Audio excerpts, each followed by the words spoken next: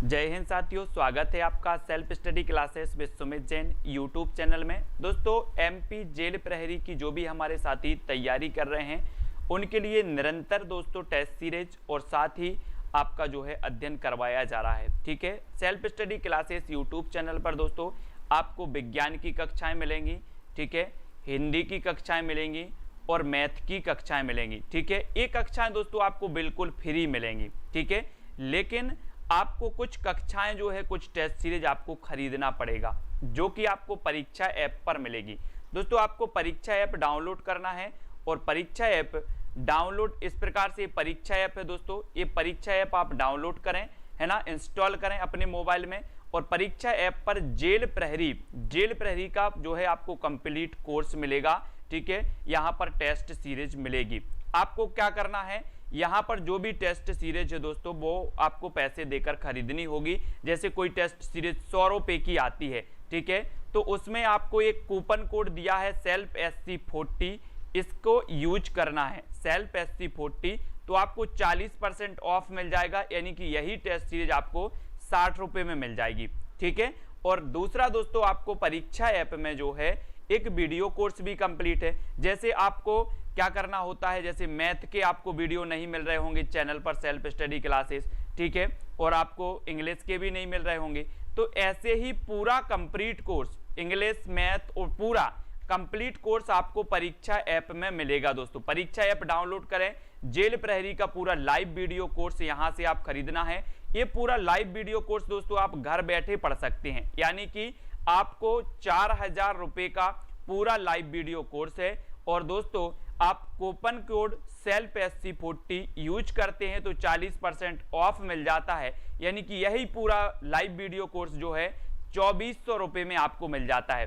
ठीक है, तो आप पूरा लाइव वीडियो कोर्स आपको खरीदना है तो आप खरीद सकते हैं, आपको यहाँ वहाँ नहीं भटकना पड़ेगा और एक जगह आपकी व्यवस्थित, जैसी आपकी कोचिंग में तैयारी होती है वैसी कोचिंग में ऐसी तैयारी आपकी हो जाएगी। ठीक है, हर एक टॉपिक पर टॉपिक वाइज इसमें वीडियो बनाए जाएंगे। ठीक है, अब दोस्तों अब स्टार्ट करते हैं आज का ये वीडियो। सबसे पहला जो आज का प्रश्न है आपका कि जो है भारत में पहला समाचार पत्र किस भाषा में प्रकाशित हुआ है, तो किस में हुआ है, बांग्ला भाषा में हुआ, गुजराती में, हिंदी में या फिर अंग्रेजी में। आपको पता होगा दोस्तों कि जो भारत का प्रथम समाचार पत्र था वो कौन था, बंगाल गजट।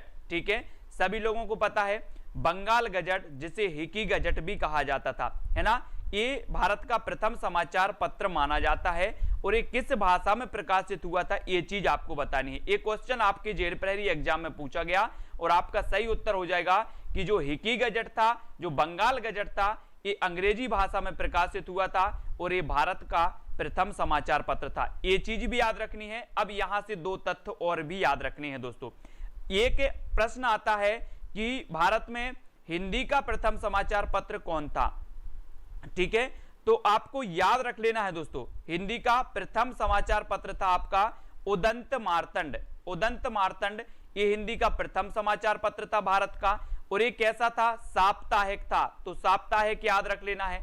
ठीक है, फिर बात आती है दोस्तों कि हिंदी का प्रथम दैनिक समाचार पत्र कौन था, तो आपको याद रख लेना है कि 1854 में जो है एक दैनिक समाचार पत्र निकला था, समाचार सुधावर्षण। ठीक है, समाचार सुधावर्षण, श्याम सुंदर सेन इसके संपादक थे और ये समाचार सुधावर्षण ही भारत का हिंदी का प्रथम दैनिक समाचार पत्र माना जाता है। और अगर आपसे पूछा जाए कि हिंदी का प्रथम समाचार पत्र कौन था, तो आप लगा देना उदंत मार्तंड। हिंदी का प्रथम साप्ताहिक समाचार पत्र कौन था, तो आप लगा देना उदंत मार्तंड। ठीक है, और एक कब प्रकाशित हुआ था, 1826 में। इसके जो संपादक थे वो जुगल किशोर थे और एक कलकत्ता से प्रकाशित हुआ था। तो इतनी चीजें आपको याद रखनी है दोस्तों पत्र के बारे में। अब अगला क्वेश्चन आपसे पूछा जाता है कि मानक भाषा के संबंध में सही कथन कौन सा नहीं है। मानक भाषा से आज से क्या होता है दोस्तों, आपको बताना है। मानक भाषा ऐसी भाषा जो कि साहित्यक जो है कौन सी होती है, साहित्य की भाषा होती है, साहित्यक भाषा कहलाती है। वो साहित्य में प्रयोग की जाने वाली जो भाषा होती है वो मानक भाषा कहलाती है। अब कौन सा कथन सही नहीं है, यह सर्वमान्य होती है, यह नए शब्दों के ग्रहण और निर्माण को स्वीकार नहीं करती, यह व्याकरण सम्मत होती है, या फिर इसमें किसी प्रकार की त्रुटि दोष मानी जाती है।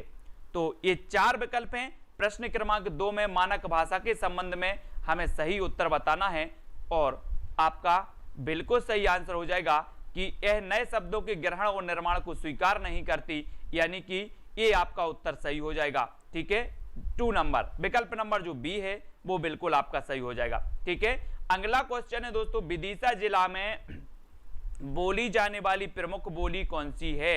विदिशा जिला आपको पता है दोस्तों कि विदिशा के निकट सांची के स्तूप हैं, विदिशा के निकट हैं सांची के स्तूप, लेकिन ये कहां पर आते हैं, रायसेन जिले में आते हैं। ठीक है, और सांची के स्तूप बनवाए थे किसने, अशोक ने बनवाए थे, है ना, आपको पता होगा।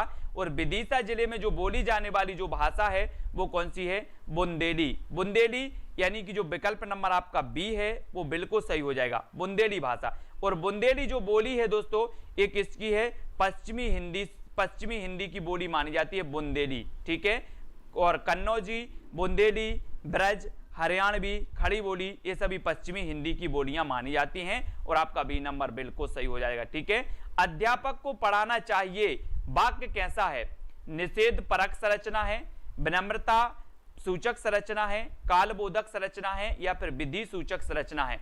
अध्यापक को पढ़ाना चाहिए, ये किस प्रकार का दोस्तों वाक्य है, प्रश्न क्रमांक 4 में। और यश रत्ती जी ये हमारे ज्वाइन मेंबर हैं, यानी कि आप भी चैनल के ज्वाइन मेंबर बन सकते हैं। ज्वाइन बटन पर क्लिक करके आपको 3 प्लान है, सिल्वर, गोल्ड और डायमंड, है ना, इनमें आपको ज्वाइन हो सकते हैं। और अध्यापक को पढ़ाना चाहिए, ये जो वाक्य विधि सूचक वाक्य है, यानी कि जो 4 नंबर है वो बिल्कुल सही हो जाएगा। ठीक है, 4 नंबर विधि सूचक वाक्य। अगला आपको बताना है अक्ष शब्द का अर्थ नहीं है तो क्या नहीं है। अक्ष का चौसर, पहिया, अखंडित चावल या फिर चक्र। तो अक्ष का क्या हो जाता है, अर्थ नहीं है बताना है यहां पर। तो हमने देखा दोस्तों कि पहिया अपने अक्ष पर घूमता है, तो अक्ष, पहिया को अक्ष भी कहा जाता है ना, अक्ष को चक्र भी कहा जाता है, चक्र, है ना, चौसर भी कहा जाता है, लेकिन क्या नहीं कहा जाता, अखंडित चावल को अक्ष नहीं, अर्थात अक्ष शब्द का जो अर्थ नहीं है वो क्या नहीं है, अखंडित चावल। और जो 3 नंबर है वो आपका बिल्कुल सही हो जाएगा। ठीक है, अखंडित चावल 3 नंबर, सी नंबर बिल्कुल सही हो जाएगा। नेक्स्ट है 3-13 पद में कौन सा समास है। दोस्तों आपको समास बहुत अच्छे से पढ़ना है। ठीक है, मैंने आपको बताया कि अगर प्रथम पद में जो है अव्यय का प्रयोग किया जाता है, उपसर्ग का प्रयोग किया जाता है, तो वहां आपका अव्ययी भाव समास होता है। अर्थात जिस समास का प्रथम पद अव्यय हो वहां पर अव्ययी भाव समास होता है। जिस समास का, जिस शब्द का जो है प्रथम पद जो संख्यावाची हो वो द्विगु समास होता है। जिस समासिक पद का प्रथम जो है पद दूसरे पद की विशेषता बताता हो वो कर्मधारय समास होता है। जिस समासिक पद में दोस्तों और वाचक चिन्ह आए, योजक चिन्ह आए और एक दूसरे के विपरीत हों तो वहां पर द्वंद्व समास होता है। और यहां पर आपसे 3 और 13 है, 3 और 13 है। आप अगर इसका विग्रह करोगे तो क्या करोगे, 3 और लगा दोगे बीच में और 13 कर दोगे, है ना। तो 3 और 13 में आपका द्वंद्व समास यानी कि जो 4 नंबर है वो सही हो जाएगा। ठीक है, 4 नंबर जिन्होंने बताया है वो बिल्कुल सही हो जाएगा, अजय यादव जी, वेरी गुड। अब अगला क्वेश्चन बताना है, कलेजे में आग लगना मुहावरे का क्या अर्थ है। कलेजे में आग, आप बोलते हो ना गांव में कि यार कलेजे में आग लगी है, कलेजे में आग लगी है, मैं ऐसा काम करके ही रहूंगा, है ना। द्वेष होना, शोक होना, प्यास लगना या फिर उक्त सभी। आपका राइट आंसर क्या हो जाएगा, कलेजे में आग लगना मुहावरा आपसे पूछा गया और आपका बिल्कुल सही आंसर होगा कि द्वेष होना, शोक होना, प्यास लगना यानी कि उक्त सभी। सी नंबर आपका बिल्कुल सही हो जाएगा, उक्त सभी वाला। ठीक है, कलेजे में आग लगना ये मुहावरे का अर्थ तीनों ही हो जाएगा, 3 नंबर आपका बिल्कुल सही होगा। ठीक है, कभी कभी आपको जब प्यास लगती है तो आप बोलते हो कलेजे में तो आग सी लगी है ना, प्यास लगती है, पानी मिल जाता अगर 1 गिलास। ठीक है, इस प्रकार से बोलते ना। आती थे शब्द में प्रत्यय कौन सा है, आती थे और थे है या फिर या है, ए है या फिर ए है, तो बताना है। आतिथ्य शब्द को बताना है, 4 विकल्प हैं, 4 में से चयन करना है। तो हमने दोस्तों क्या पढ़ा है, अतिथि पढ़ा है। क्या पढ़ा है, अतिथि। और अतिथि में अगर हम ए लगा दें, ए, तो क्या हो जाएगा, आतिथ्य। तो आपको याद रख लेना है कौन सा वाला शब्द होगा आपका, ए वाला, सी वाला, ठीक है। ए वाला नहीं होगा, 4 नहीं होगा, कौन सा होगा, सी नंबर, यानी कि 3 नंबर, जो कि बहुत सारे लोगों ने बिल्कुल सही बताया है, ठीक है, सी नंबर। नेक्स्ट है, दसन ज्योति बरने नहीं जाई, चौंधे दिष्ट देखी चमकाई। इस पंक्ति में कौन सा अलंकार है, अन्योक्ति अलंकार, सहोक्ति अलंकार, वक्रोक्ति अलंकार, या फिर दोस्तों अतिशयोक्ति अलंकार। हाँ बिल्कुल यशरत्ती जी, दसन ज्योति बरने नहीं जाई, चौंध दृष्टि देखी चमकाई। यस जी जो है वो ज्वाइन मेंबर हैं, उन्हें तिरंगा इमोजी मिला है और इनका जो कमेंट है वो बिल्कुल सबसे अलग दिखता है, हाईलाइट होता है ना। और दसन ज्योति बरने नहीं जाई, चौंध दृष्टि देखी चमकाई, इसमें जो अलंकार है वो कैसा है, अतिशयोक्ति। यहां पर अतिशयोक्ति अलंकार हो जाता है और डी नंबर आपका सही हो जाता है। दोस्तों हम बात करते हैं ना कि हनुमान के पूंछ में लगन न पाई आग और लंका सारी जल गई, गए निशाचर भाग, ठीक है, ठीक है। तो इस प्रकार से 4 नंबर अतिशयोक्ति बिल्कुल सही होगा। अनिल जी बिल्कुल सही है, अनिल जी काकड़िया, है ना, ये हमारे बिल्कुल परमानेंट मेंबर है, हमेशा देखते हैं, अतिशयोक्ति बताना है आपको। और एलिगेंस का जो आपको बताना है दोस्तों, आंसर क्या हो जाएगा, इसका पारिभाषिक शब्द आपको बताना है, निर्णय, निष्ठा, निष्कर्ष या फिर निरापद। प्रश्न क्रमांक 10 में हमें उत्तर बताना है। एक पारिभाषिक शब्द आपका हर एग्जाम में पूछा जाता है, तो आपको पारिभाषिक शब्द भी पढ़ना है दोस्तों, कई बार पूछे जाते हैं। और 10 का आपका बिल्कुल सही आंसर होगा विकल्प नंबर 2, यानी कि निष्ठा, है ना, 2 नंबर आपका बिल्कुल सही हो जाएगा मनोज जी, है ना। और निष्ठा बी नंबर बिल्कुल सही होगा। नेक्स्ट है, छिछला का विलोम क्या होगा। अब दोस्तों विलोम शब्द हमेशा पूछे जाते हैं। विलोम शब्द हिंदी की ऐसी कोई भी परीक्षा नहीं होगी जिसमें विलोम ना पूछे जाएं, पर्यायवाची ना पूछे जाएं, तत्सम ना पूछे जाएं, ये तो परमानेंट है, पूछे ही जाते हैं। इसलिए विलोम का अभ्यास, जितना आप ज्यादा अभ्यास करते हो उतनी चीजें आप सीख जाते हो। और छिछला का विलोम यहां बताना है, छिछला का निचला, उथला, गहरा या फिर गंदला। तो यहां पर प्रश्न क्रमांक 11 में हमारा बिल्कुल सही आंसर होगा कि छिछला का विलोम होता है क्या, गहरा, है ना, गहरा, यानी कि जो 3 नंबर है वो बिल्कुल सही हो जाएगा। 3 नंबर सही है मनोज जी, सोनम जी, 3 नंबर। अब अगला क्वेश्चन है, मेघ शब्द का पर्यायवाची क्या है, मेघ, मेघ का पर्यायवाची बताना है। और एक रचना है आपने पढ़ी होगी मेघदूत, मेघदूत कालिदास जी की, है ना। और कालिदास जी संबंधित हैं उज्जैन से, और कभी उज्जैन के बारे में अगर पूछा जाए तो बता देना कि सर ये उज्जैन जो है ये क्षिप्रा नदी के किनारे स्थित है, और महाकालेश्वर मंदिर भी यहीं पर है, और मंगलनाथ मंदिर है ना, कुंभ का मेला भी यहीं लगता है। और मेघ शब्द का पर्यायवाची बताना है तो नीरज, बारिज, घन या फिर उक्त सभी। तो सभी को पता है कि मेघ मतलब होता है दोस्तों घन, है ना, घन श्याम, घन आता है, यानी कि जो 4 नंबर है वो बिल्कुल सही हो जाएगा। मेघ शब्द का पर्यायवाची होता है कौन, घन, है ना, घन, यानी कि 4 नंबर, ठीक है। सी नंबर आपका बिल्कुल सही हो जाएगा। अगला है, ईश्वर तुम्हें मनचाहा प्रदान करे। मनचाहा प्रदान करे में आपको बताना है कौन सा वाक्य है। 4 विकल्प हैं,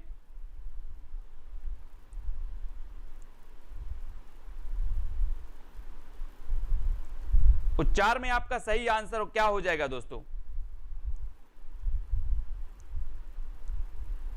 ईश्वर तुम्हें मनचाहा प्रदान करे, आज्ञा सूचक वाक्य है, इच्छा सूचक है, या फिर विधान वाचक वाक्य है, या फिर संकेतार्थक वाक्य है।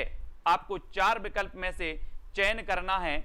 और ईश्वर तुम्हें मनचाहा प्रदान करे, ये जो आपका वाक्य हो जाएगा वो कौन सा हो जाएगा, कौन सा होगा।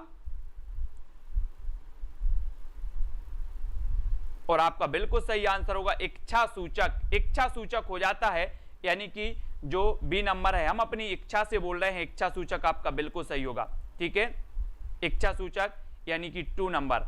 और दोस्तों आपको पता है कि पानी के जितने पर्यायवाची होते हैं, जैसे नीर, और नीर में हम प्लस जा कर दें नीरज तो हो जाएगा नीरज। और नीरज जो होता है वो क्या होता है, कमल का पर्यायवाची होता है, है ना, पानी के पर्यायवाची में जा जोड़ते जाओ, कमल के पर्यायवाची आ जाते हैं। पानी के पर्यायवाची में जा जोड़ दो, कमल का पर्यायवाची आ जाता है। नीर में नीरज होता है ना। तो इस प्रकार से मैं आपको पर्यायवाची भी याद करवाऊंगा। यहां पर इच्छावाचक वाक्य 2 नंबर आपका बिल्कुल सही हो जाएगा, बी नंबर। ठीक है, ठुमरी शब्द कैसा है? संकर, तत्सम, तद्भव या फिर देशज? ठुमरी बताना है। ठुमरी, ठुमरी शब्द है तो कैसा है?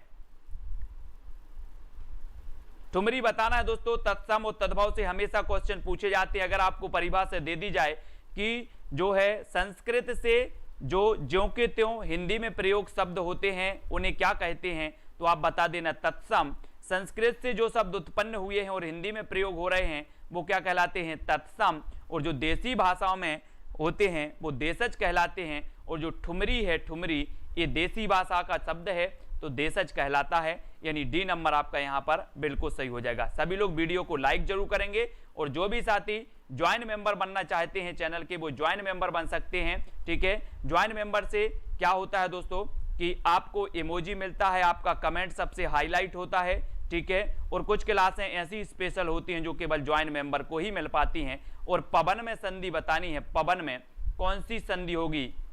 पवन। और यहां पर आपका पो धन अन बराबर हो जाता है पवन, है ना। पो धन अन बराबर होता है पवन। और पवन में हो जाती है आपकी अयादि संधि। अयादि यानी कि जो 1 नंबर है वो बिल्कुल सही हो जाता है। ठीक है, जहां पर उच्चारण में अय, आय, है ना, आओ, आव आदि आता है वहां पर हो जाता है आपका अयादि स्वर संधि। मैंने आपको संधि बहुत अच्छे से पढ़ाई है दोस्तों। बहुत सारे लोग तो क्या हो जाता है कि संधि नहीं बता पाते, तो संधि का वीडियो मैंने चैनल पर डाला है और फर्स्ट वीडियो संधि का ही डाला है, तो संधि को जरूर देखें। ट्रिक से बताया है, कभी आप भूल भी नहीं पाएंगे, ऐसी बताया है। ठीक है, नेक्स्ट है सच्चिदानंद हीरानंद बादशाह नग्गे की कृति है तो कौन सी है? इरावती, मगध, चांद का मुंह टेढ़ा या कितनी नाव में कितनी बार? इनकी बताना है। सच्चिदानंद हीरानंद बादशाह अग्गे, है ना, इनकी रचना कौन सी है? मैं आपको बता दूं दोस्तों, अज्ञे से आप नहीं बोलते, अज्ञात, अज्ञात। अब अज्ञात की जितनी भी रचना है अज्ञे की, उनको अज्ञात से जोड़ देंगे। ठीक है, तो अज्ञे की निकाल, इनकी एक कहानी है कोठरी की बात। अब कोठरी की बात कैसी रहनी चाहिए? अज्ञे रहनी चाहिए, अज्ञे किसी को पता ना चले। कोठरी की बात अज्ञे, है ना। और ये दोस्तों प्रयोगवाद के प्रवर्तक माने जाते हैं अज्ञे साहब। और अज्ञे की जो रचना है कितनी नाव में कितनी बार, है ना, कितनी नाव में कितनी बार, ये रचना किसकी है? तो ये अज्ञे साहब की है। चांद का मुंह टेढ़ा, ये रचना किसकी है? तो ये मुक्तिबोध साहब की है। ठीक है, सभी को पता होनी चाहिए। और दोस्तों कितनी नाव में कितनी बार, बहुत बढ़िया, ये अज्ञे जी की रचना है। नेक्स्ट है दोस्तों, विलोम शब्द युग्म कौन सा नहीं है? अनुकूल, विमुख, अनुकूल, प्रतिकूल, बामा, बाम का बामा, मूक का मुखर। तो विलोम शब्द युग्म कौन सा नहीं है? शब्द युग्म में बताना है। और मैं रोज सुबह दोस्तों आपको 9:30 बजे रचनाओं को याद करवाता हूं, है ना। सुबह 9:30 बजे रोज रचनाओं की ट्रिकी वीडियो आता है, रचनाओं को याद करवाते हैं, सिर्फ आपको वीडियो देखना होता है। हाँ, वेरी गुड। 1978 में ज्ञानपीठ पुरस्कार भी इसे मिल गया था। और दोस्तों जो बामा, बाम और बामा है, बाम और बामा, है ना, ये एक दूसरे के विलोम शब्द युग में नहीं है। ठीक है, और अनुकूल का विमुख है, अनुकूल का प्रतिकूल भी है। ठीक है, मूक का मुखर भी है। ठीक है, तो बाम का बामा नहीं है, यानी सी नंबर 3 नंबर आपका बिल्कुल सही हो जाता है। निम्नलिखित में शुद्ध वाक्य बताना है दोस्तों। वह स्वयं के निजी घर में आजीवन रहे, वह उस ओर गया है, किसी और को बुलाओ, या मैंने अपना काम नहीं किया। तो आपको प्रश्न क्रमांक 18 में उत्तर बताना है कि शुद्ध वाक्य कौन सा है। वह स्वयं के निजी घर में आजीवन रहे, वह उस ओर गया है, और गया है, किसी और को बुलाओ, और को, है ना, और को, और मैंने अपना काम नहीं किया। तो आपका शुद्ध वाक्य कौन सा हो जाएगा प्रश्न क्रमांक 18 में? शब्दों पर ध्यान देना है तब आप शुद्ध वाक्य बता पाते हो दोस्तों। और आपका है मैंने अपना काम नहीं किया, ये आपका सही हो जाएगा, है ना। वह स्वयं के निजी घर में, अब स्वयं के, तो स्वयं के निजी ही तो होता है। अब यहां निजी देने का क्या मतलब था? है ना, तो ये निजी दे दिया और स्वयं दे दिया, इसलिए वाक्य गलत हो गया। अब वह उस और मतलब दोस्तों क्या होता है ना, ये तो एक वाचक चिन्ह हो गया और, ठीक है, तो यहां ये गलत हो जाता। अब किसी और, जहां यहां पर और देना था वहां पर और दे दिया, तो ये भी यहां पर गलत हो जाता है। जब आप शब्द को अच्छे से देखते हो तो वाक्य में पता चल जाता है कि गलत क्या हुआ है और मैंने अपना काम नहीं किया। दोस्तों एक चीज आपको बतानी है कि जब आपसे सही करने के लिए कहा जाए तब आप यहां गलत देखो कि आखिर गलत क्या है ना। गलत देखोगे तो गलत आपको ये पता चल जाएगा, ये पता चल जाएगा, ये चल जाएगा और उत्तर निकल के आ जाएगी कि मैंने अपना काम नहीं किया, ये उत्तर निकल जाएगा। ठीक है, तो आपका जो 4 नंबर है वो यहां पर सही हो जाता है। निम्न में शुद्ध शब्द कौन सा है दोस्तों? विराट, पिचास, भैया या फिर भस्म? शुद्ध शब्द बताना है, कौन सा है? प्रश्न क्रमांक 19 का। और शुद्ध वर्तनी जो होती है वो भी आपको पढ़नी है, शब्द शुद्धि भी आपको पढ़नी है। और शब्द शुद्धि जब आप पढ़ते हो तो हमने बताया था कि कल परसों जब एक क्वेश्चन आया था भस्मांकुर, इस प्रकार से, तो भस्म इस प्रकार से नहीं लिखा जाता, भस्म इस प्रकार से लिखा जाता है। भैया ये गलत है, पिचास गलत है, विराट में वी आता है, वी है ना, और राट ये विराट होता है सही, तो ये विराट गलत है, पिचास गलत है, भैया गलत है, तो सही क्या है? भस्म, यानी डी नंबर आपका सही हो जाएगा। ठीक है, अगला क्वेश्चन देखो, निम्नलिखित में समोच्चारार्थ भिन्नार्थक शब्द युग्म नहीं है तो कौन सा नहीं है? समोच्चारार्थ भिन्नार्थक, स्वजन स्वजन, शान शान, सब सौ, जहां तहां, समोच्चारार्थ भिन्नार्थक शब्द बताना है, तब आपका राइट आंसर क्या हो जाता है? प्रश्न क्रमांक 20 में। और दोस्तों 20 में समोच्चारार्थ भिन्नार्थक शब्द की बात हुई है तो आपका सही उत्तर होगा जहां तहां। ये समोच्चारार्थ भिन्नार्थक शब्द नहीं है, यानी डी नंबर आपका बिल्कुल सही हो जाता है। ठीक है, डी नंबर आपका बिल्कुल सही हो जाता है। दोस्तों अब हमें क्या पढ़ना है दोस्तों?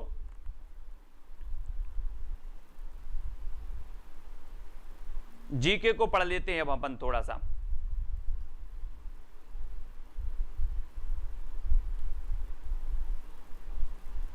ठीक है, अब हमें जीके पढ़ना है आज। जीके को भी कुछ जो अपन प्रश्न पत्र है उसको हल कर लेते हैं, जीके वाला भी।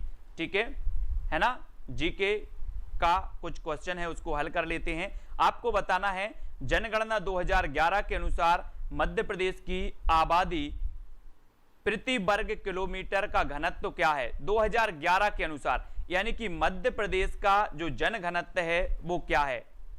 जनघनत्व बताना है क्या है? प्रश्न क्रमांक 1 में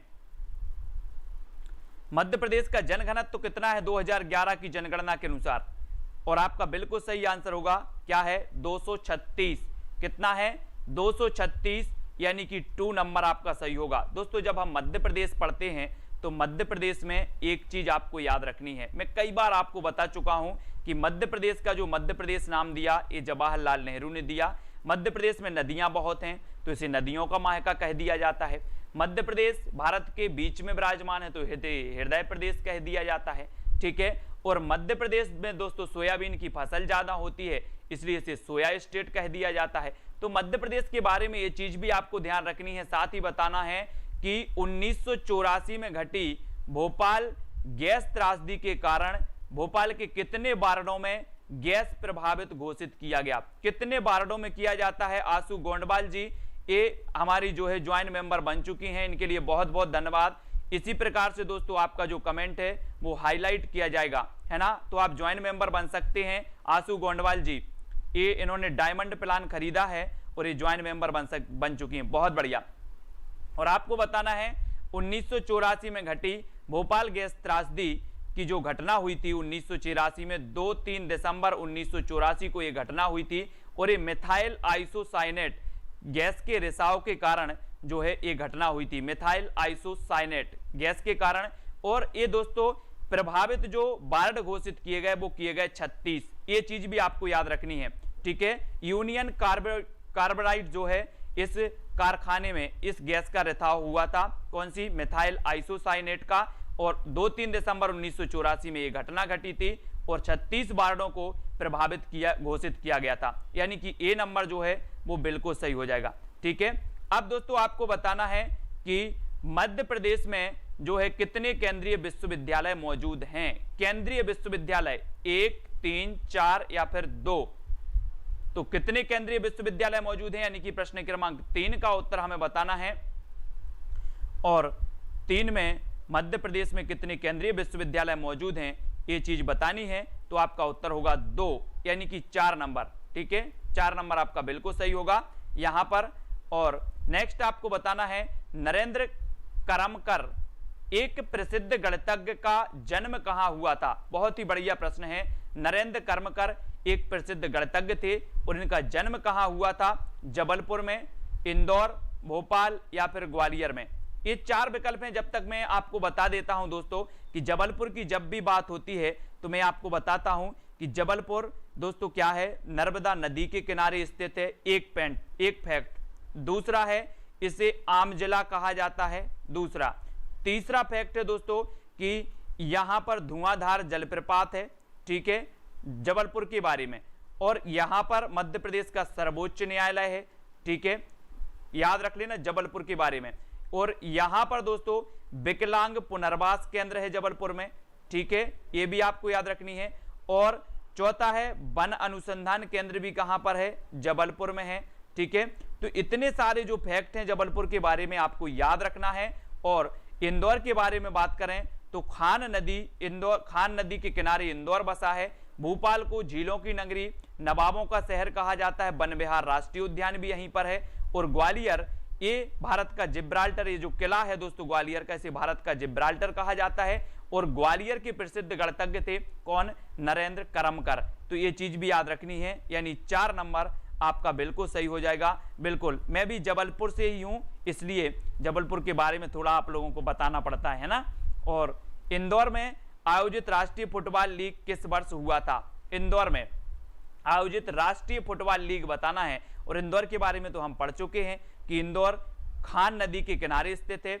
इंदौर को कपड़ा नगरी कहा जाता है। ठीक है, कपड़ा नगरी कहा जाता है। और जो दोस्तों इसे अहिल्या नगरी भी कहा जाता है इंदौर को। ठीक है, और इंदौर के निकट महू के पास से एक जानापाव से जो है, जानापाव पहाड़ी है, यहां से चंबल नदी भी निकलती है। ठीक है, और इंदौर में आयोजित राष्ट्रीय फुटबॉल लीग किस वर्ष हुआ था, तो ये हुआ था 2013 में। यानी कि जो आपका 1 नंबर है वो बिल्कुल सही हो जाता है, ए नंबर सही हो जाता है। ठीक है, अगला क्वेश्चन आपको बताना है कि निम्नलिखित जिलों में से कौन से जिले मैथ घोघरा का मेला लगता है। कौन से जिले में लगता है दोस्तों मैथ घोघरा का मेला। होशंगाबाद में, सिवनी, ग्वालियर या फिर सतना में। ये 4 विकल्प में से हमें चयन करना है। और आपको पता है कि दोस्तों जो होशंगाबाद है, होशंगाबाद जिला, ये यहाँ पर सतपुड़ा राष्ट्रीय उद्यान है। कौन सा है, सतपुड़ा। पचमढ़ी भी यहीं पर है, धूपगढ़ भी यहीं पर होशंगाबाद में, और बोरी अभ्यारण्य भी यहीं पर है ना। और मध्य प्रदेश का प्रथम मदर मिल्क बैंक भी स्थापित किया गया था होशंगाबाद में। ये चीज आपको याद रखनी है।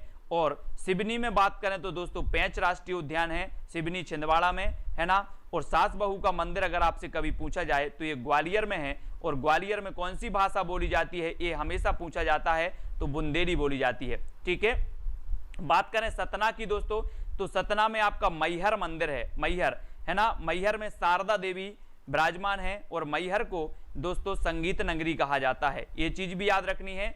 और मैथ घोघरा का जो मेला लगता है वो कहां लगता है, सिवनी में। यानी कि जो आपका बी नंबर है वो बिल्कुल सही हो जाता है। तो इतने सारे फैक्ट आपको याद हो जाते हैं, रट जाते हैं। आप इसी प्रकार से बने रहें, देखते रहें। जीके आपको दोस्तों मिनटों में याद हो जाएगा, आपको खुद पता नहीं चलेगा कि हमें कितना जीके आता है ना। Indian institute of science education and research जो है मध्य प्रदेश की किस जगह पर स्थापित किया गया। Indian institute of science education and research, ये कहां पर स्थापित किया गया। अब 4 विकल्प हैं, 4 में से आपको सही उत्तर बताना है। सभी लोग वीडियो को लाइक जरूर करेंगे।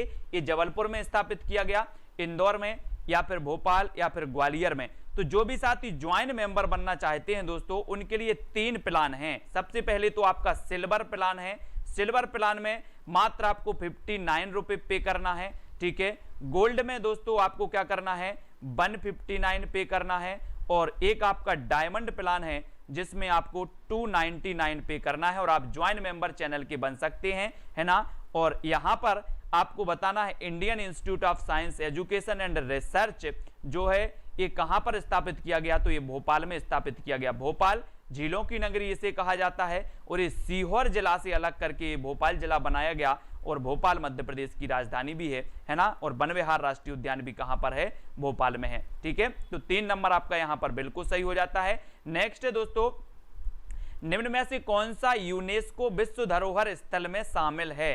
चंदेरी शामिल है, भीमबेटका है, ओरछा है या फिर मांडू है। अब दोस्तों एक चीज आपको बतानी है कि जो यूनेस्को है, यूनेस्को का मुख्यालय कहां पर है, ऐसा क्वेश्चन भी आपसे पूछा जाता है कभी कभी, ठीक है। जब तक आप अपने क्वेश्चन का आंसर बताएं कमेंट में, जब तक मैं एक्स्ट्रा जानकारी आपको दे देता हूं, ठीक है, कि जो यूनेस्को में विश्व धरोहर स्थल जो है, यूनेस्को का मुख्यालय कहां पर है, पेरिस में। पेरिस, और पेरिस किसकी राजधानी है, तो पेरिस है फ्रांस की राजधानी, और फ्रांस को किसानों का देश कहा जाता है, ठीक है, किसानों का देश कहा जाता है पेरिस, फ्रांस को, ठीक है। और आपको पता है कि जो भीमबेटका की गुफाएं हैं दोस्तों, है ना, भीमबेटका की गुफाएं ये यूनेस्को विश्व धरोहर सूची में शामिल हैं, यानी कि आपका जो विकल्प नंबर बी है वो आपका बिल्कुल सही हो जाएगा, ठीक है, बी नंबर, भीमबेटका की गुफाएं।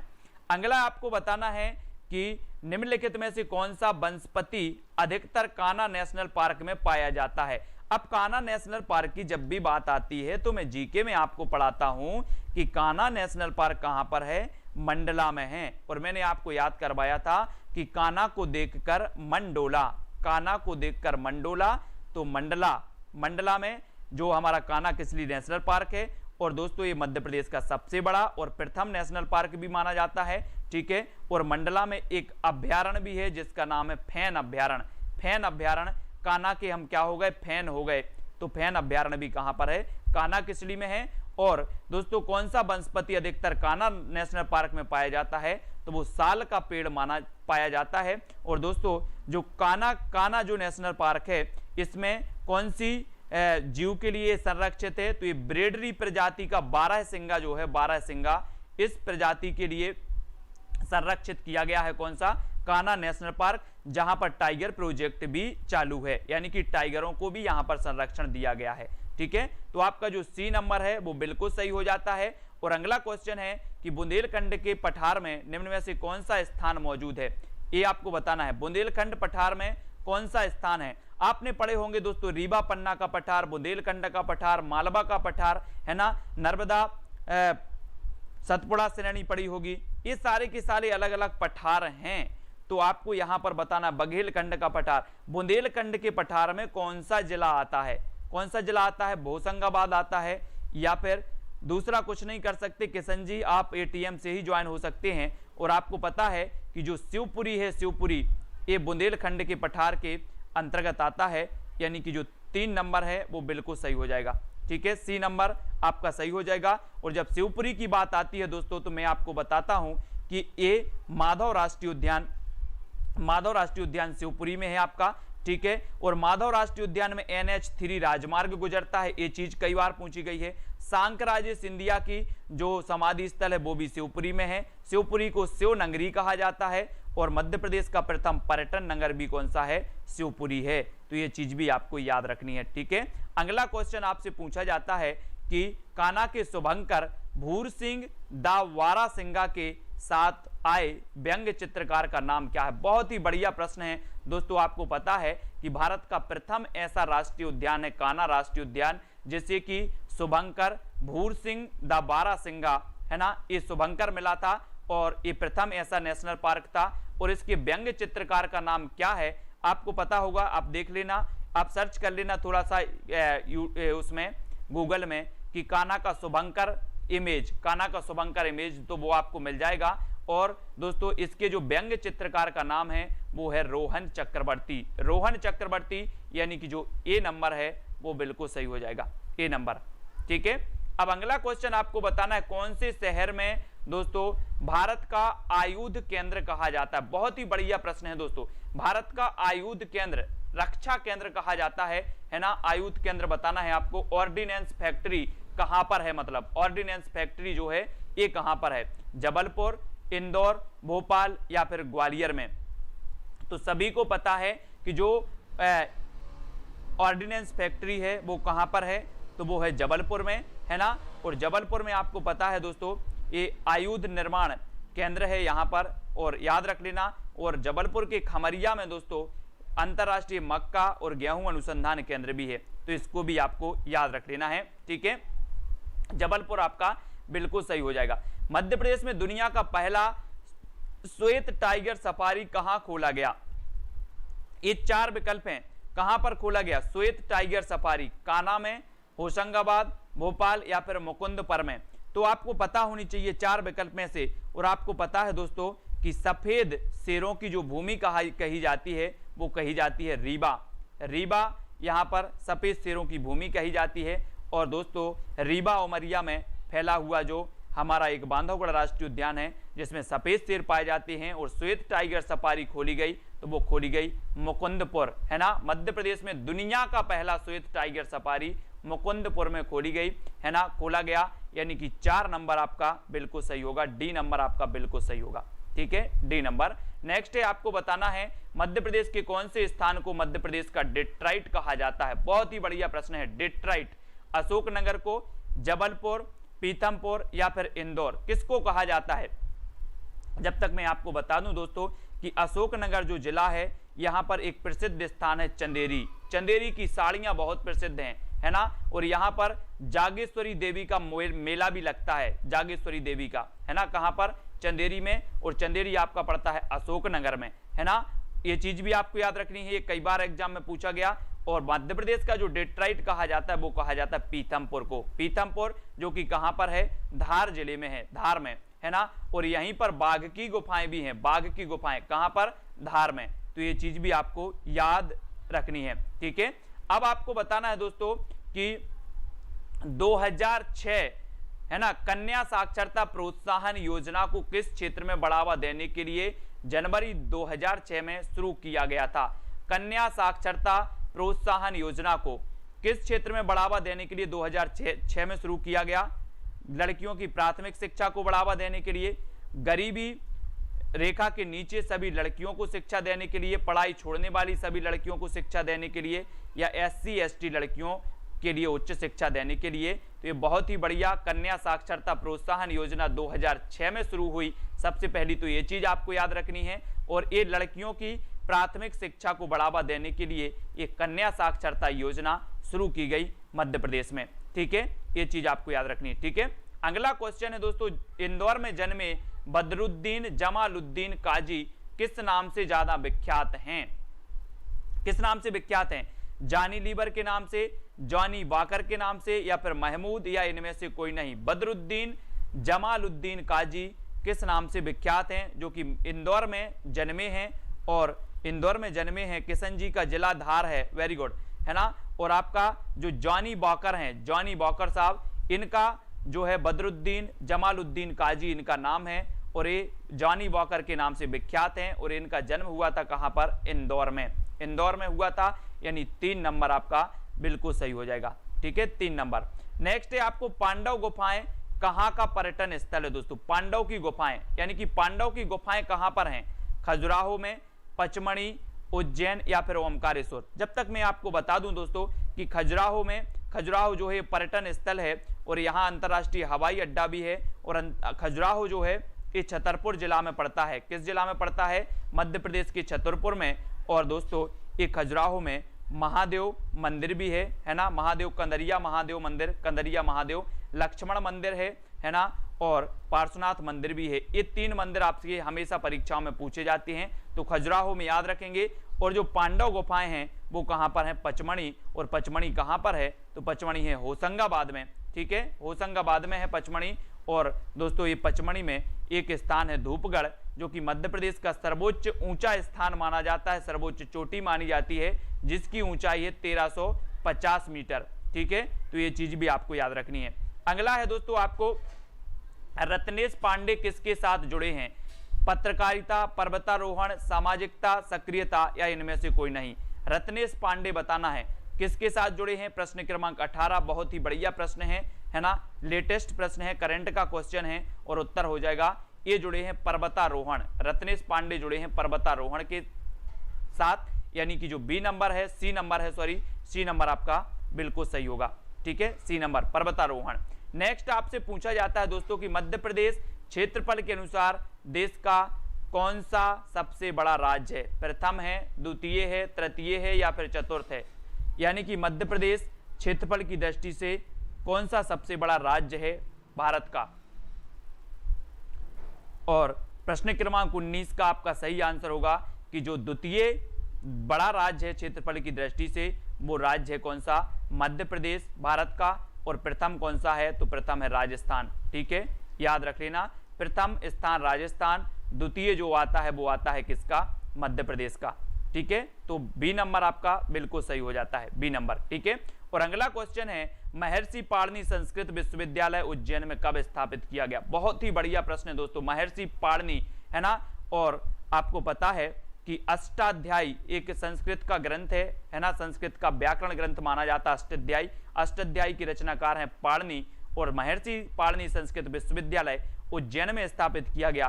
तो ये कब किया गया? और उज्जैन क्षिप्रा नदी के किनारे स्थित है, कालिदास का संबंध भी उज्जैन से है। और आपका बिल्कुल सही आंसर हो जाता है कि 2008 में याद रख लेना, अष्टाध्यायी के रचनाकार कौन है? पाणिनि, है ना। तो ये जो है कब स्थापित किया जाएगा? कब किया जाएगा दोस्तों? एक किया जाएगा आपका कब? 2008 में, क्योंकि अष्टाध्यायी मतलब 8, तो 8 यहां पर आया, और पाणिनि इसके लेखक हैं, तो पाणिनि संस्कृत विद्यालय यानी कि 2008 में, यानी कि 4 नंबर आपका बिल्कुल सही हो जाएगा। ठीक है, और सभी लोग वीडियो को लाइक जरूर करेंगे साथियों। इसी प्रकार से आपका रोज टेस्ट होता है 8 बजे, 8 बजे रोज टेस्ट करते हैं। सबसे पहले हम हिंदी ले लेते हैं और बाद में जीके भी आपका ले लेते हैं। ठीक है, तो हिंदी और जीके और जो भी संबंधित तथ्य होते हैं, जो आसपास के तथ्य होते हैं, वो भी हम आपको बताते रहते हैं। अगर आप निरंतर इसी प्रकार की क्लास अटेंड करते रहते हैं तो जीके, बहुत सारा जीके है जो आपको रट जाएगा, आपको खुद पता नहीं चलेगा। सुबह 11 बजे दोस्तों आपको सेल्फ स्टडी क्लासेस पर एक जीके का वीडियो आता है, एमपी जीके का, वो जरूर देखें। और टिप टॉप यूट्यूब चैनल पर दोस्तों TIP टिप और top TOP top, tip top YouTube channel पर दिन भर जेल प्रहरी की क्लासें आ रही हैं, है ना। आपके व्हाट्सएप ग्रुप में लिंक भेज दी जाती है। जो भी साथी व्हाट्सएप ग्रुप से नहीं जुड़े हैं वो 9098609291 इस नंबर पर मैसेज करके व्हाट्सएप ग्रुप में आप जुड़ सकते हैं जेल प्रहरी के। ठीक है, और जो भी साथी जेल प्रहरी का टेस्ट खरीदना चाहते हैं तो वो परीक्षा ऐप डाउनलोड करें। परीक्षा ऐप डाउनलोड करके जेल प्रहरी टेस्ट सीरीज पर आपको जाना है, और वहां पर आपको टेस्ट सीरीज में कूपन कोड यूज करना है सेल्फ SC40। कौन सा करना है? Self SC40। तो आपको यहां पर 40% मिल जाएगा दोस्तों। सेल्फ SC, S बड़ा ELF, सेल्फ SC40 एक कूपन कोड यूज करना है तो 40% में ये आपको मिल जाएंगी। और साथ ही यहाँ पर पूरा वीडियो कोर्स भी कंप्लीट है आपका, मैथ का भी मिलेगा आपको, विज्ञान का भी मिलेगा, इंग्लिश के सभी वीडियो यहाँ पर पूरा कंप्लीट कोर्स जो है लाइव वीडियो कोर्स उपलब्ध है। तो इसको भी आपको खरीदना है। ये पूरा कोर्स 4000 रुपये का है, लेकिन आपको सेल्फ SC कोड यूज करेंगे तो 40% डिस्काउंट यानी कि 2400 रुपये का ये पूरा मिल जाएगा आपको। और घर बैठे एक साथ जो है सभी विषयों की तैयारी आप कर पाएंगे, यहां वहां नहीं भटकना पड़ेगा। परीक्षा ऐप अभी डाउनलोड करें प्ले स्टोर से। ठीक है, और वीडियो को लाइक जरूर कर देंगे। आशीष याली, शिवाजी, है ना, देशराज जी और किशन जी, सभी लोग वीडियो को लाइक जरूर करेंगे। नेक्स्ट क्लास 9 बजे हिंदी साहित्य की होनी है। अजय जी, सोनम जी, है ना, और ब्रजभान जी, रेखा जी, देशराज जी, सभी लोगों को वीडियो को लाइक अवश्य करना है और शेयर जरूर कर देना है। रुक्मणी जी, ठीक है। और कौन कौन साथी हैं जो व्हाट्सएप ग्रुप से नहीं जुड़े हैं, व्हाट्सएप ग्रुप से आपको अवश्य जुड़ना है ना। और जहां पर आपको पूरा इंफॉर्मेशन मिलता है। कार्ड नंबर से तो दिक्कत नहीं, क्या डिफरेंट नंबर बता रहे हैं, है ना। तो किशन जी देख लें आप, बी राजपूत जी, अनुराग सिंह जी, मरावी, सभी लोग बहुत अच्छे से अध्ययन चल रहे हैं। और जो भी साथी टेलीग्राम ग्रुप से नहीं जुड़े हैं, जेल प्रहरी वाले टेलीग्राम ग्रुप से, फरदीन खान जी, वो टेलीग्राम ग्रुप से अवश्य जुड़ जाएं। ठीक है, तो आज के वीडियो के लिए